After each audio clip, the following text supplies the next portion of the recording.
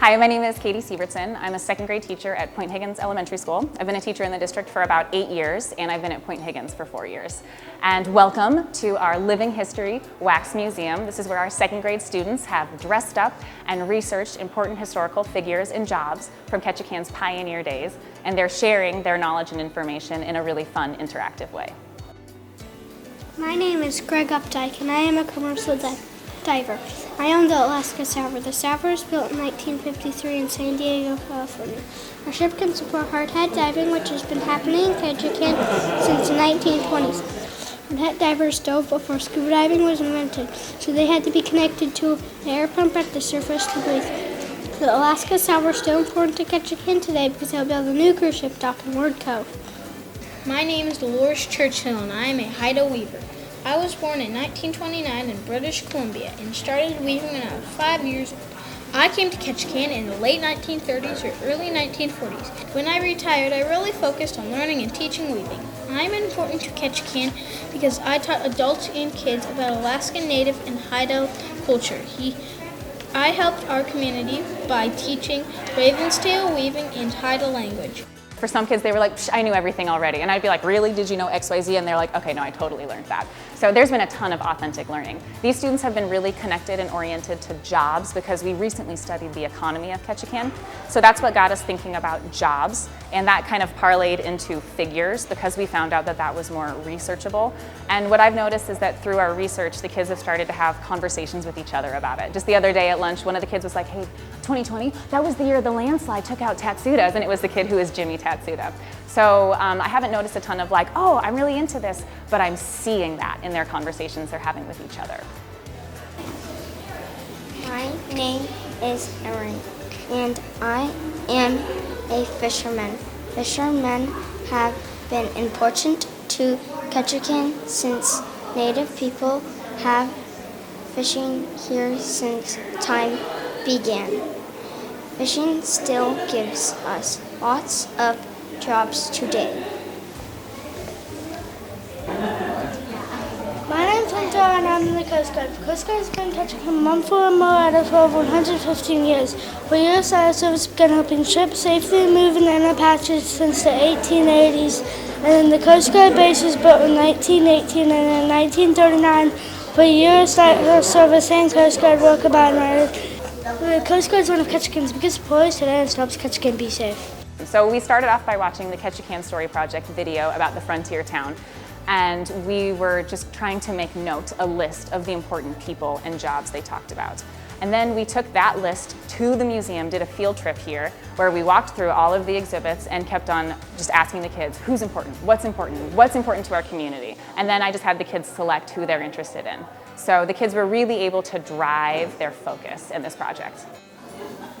My name is Ott Emmett, and I'm a boat builder. I own the Ketchikan Shingle Mill. I came to Ketchikan in 1892.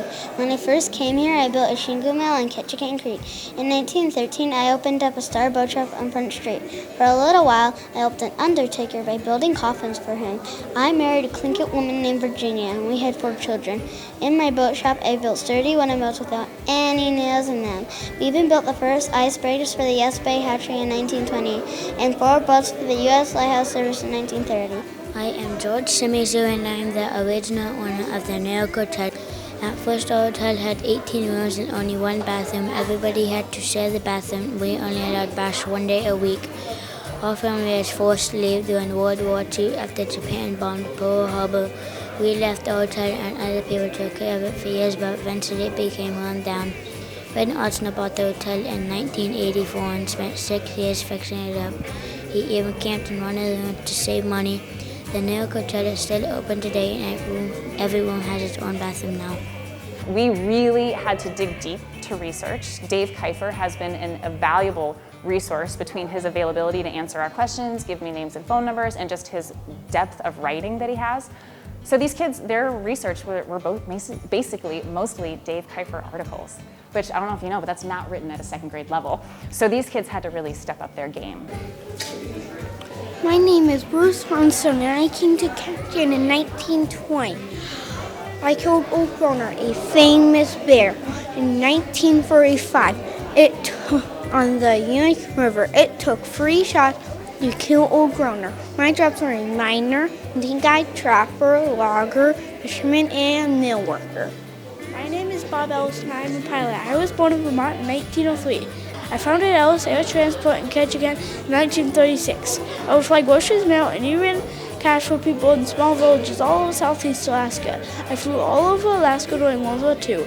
I even helped fly Attu and Kiska Islands from Japan after the war.